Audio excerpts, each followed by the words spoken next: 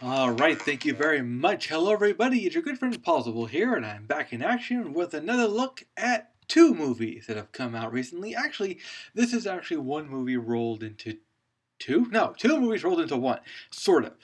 It's one of those, classic days when you had a movie, but before you had the movie, you had a short beforehand. So we're going to talk about both of them because they're both really big deals. The first one, of course, is Frozen Fever. Frozen Fever, just a quick, fun movie, really enjoyable. It's really them just singing one song. It's what a lot of people in some ways wish Frozen was. Just a short one song. You didn't have to have all that extra stuff. You certainly didn't have to have those rock gnomes, but they brought back your favorite characters. Elsa's back and she wants to host the perfect birthday party for Anna after all those years of not being there for her birthday party instead of, Anna celebrating her birthday behind locked doors. So she really wanted to make it up to her. She really wants it to be perfect. She prepared a great banquet hall. All you really see is the cake. Olaf, Kristoff, and Stev are all there to protect it, to make sure everything stays while she goes get Anna. Now, it's not a quick here and there. They have to follow these ropes and get all the presents and stuff that Elsa has prepared for Anna. And that's where the real fun begins because it turns out Elsa, of all people, has a cold. And there's all these references to the original show, but it's so cute because every time she sneezes, she produces a bunch of those little guys you see down there. And of course, mayhem ensues. It's the funniest part about it, the part I couldn't stop laughing about, was how Anna and Elsa were oblivious to these little guys popping out and causing trouble like they do. It's hilarious, it's cute, it's fun. You almost wish it could have been a whole movie in its own way.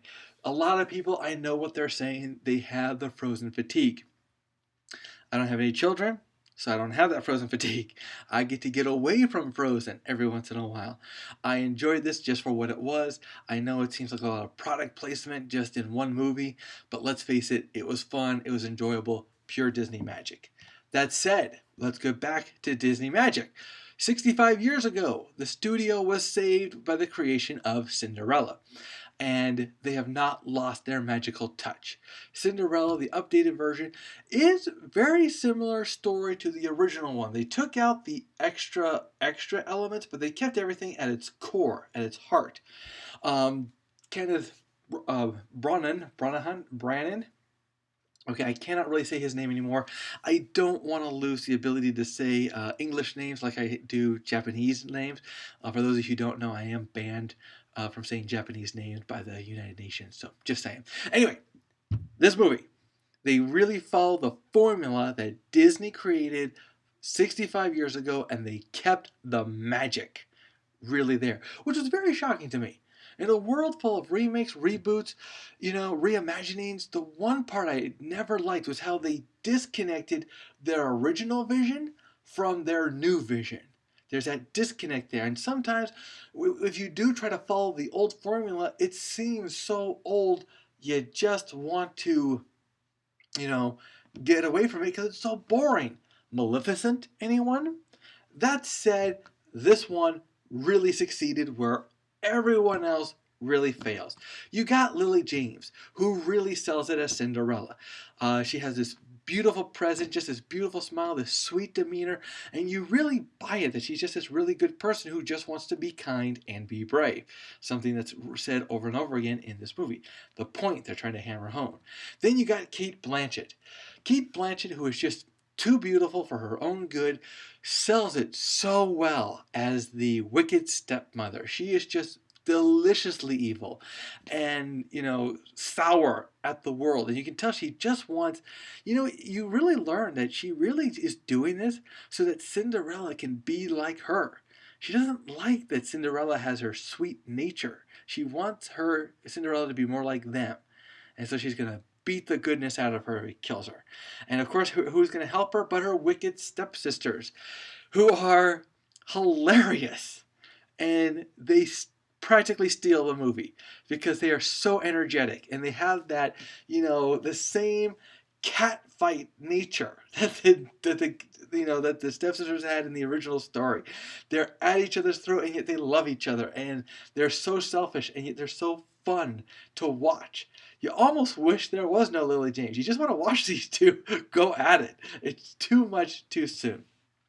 Of course, what movie would not be perfect without your Prince Charming?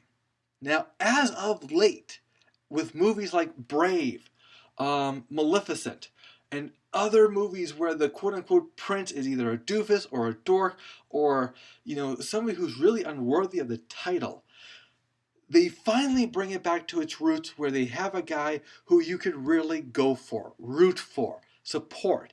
From the first moment you meet him, the way he acts towards her is just wonderful. And their first meeting, you get it that they fall in love. And you're with it the whole way. You didn't need to add in all this extra courtship because with two people, you can just really feel it. And with this movie, you just felt it. They really put it together beautifully, and these guys just made the perfect couple.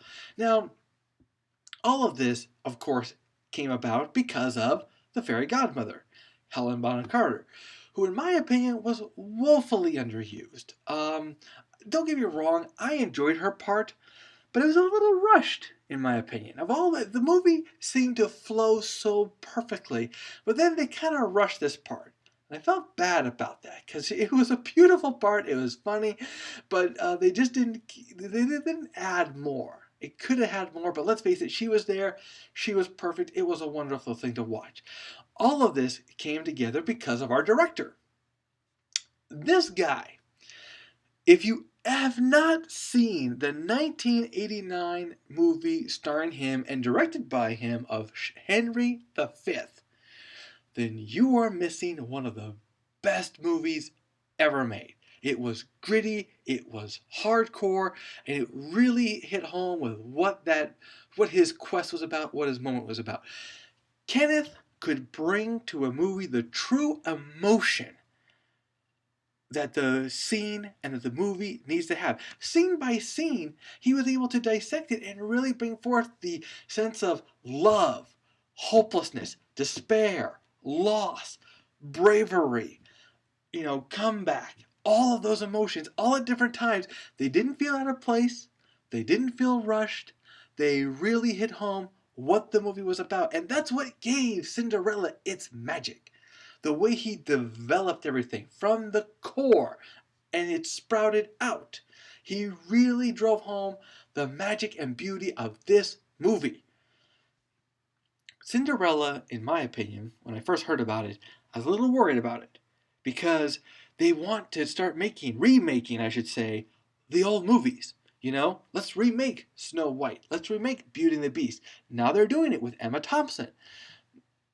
Emma Thompson? Yes, Emma from, Harry Potter. But anyway, the point is, I didn't want them to go down that road. However, after seeing how good they made this movie, taking that back a little bit, they really know how to hammer it home. After seeing so many remakes done wrong, Snow White and the Huntsman, RoboCop, the list is endless. It is a rare thing to see a remake done so right. And that's the beautiful part of it. Whatever this leads to, I don't know. I don't care. Not worried about it. Because all I'm worried about is today, they did it right. They made it good.